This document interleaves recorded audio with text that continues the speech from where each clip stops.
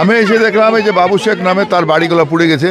এই পাশেই আমি নির্বাচনী প্রচারে ছিলাম ঘোষপাড়া অঞ্চলে, ওখানেই খবর পেলাম, এসে দেখলাম। আমি সেই জন্যই তো বলি যে এদের এই সময় বিপদের দিনে আমরা আসলাম।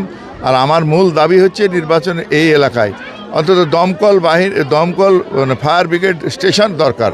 আমি বরাবর বলে আসছি এবং এখনও হয়নি, কারণ আমাদের এখান থেকে দমকল থেকে আসতে যদি আরও বড় ধরনের আগুন হতো তাহলে তার আগে সব শেষ হয়ে যেত। ওদিকে করিমপুর, ওদিকে দমকল, মানে আমাদের কোনো ফায়ার ব্রিগেডের কোনো এখানে স্টেশন নাই।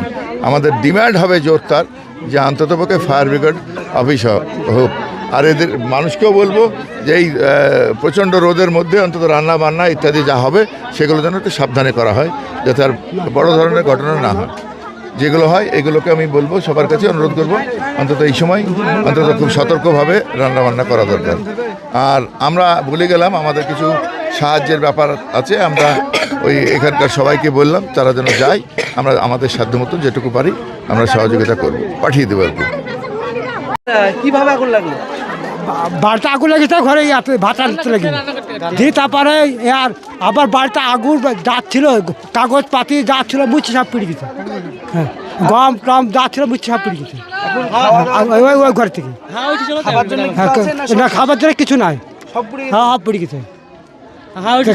হাওয়া দিয়েছিল, ওই হাতে হাওয়া দিয়েছিল, ওই হাতে সবই পিড়ে গেছে। কিভাবে নিভালো সবাই? সবাই পানি দিলে ভালো। হ্যাঁ, গ্রামের মানুষ মোটরের পানি টানি দিই। আপনার নাম কি? আমার নাম বাবু শেখ, বাড়ি? বাড়ি 34 গ্রাম।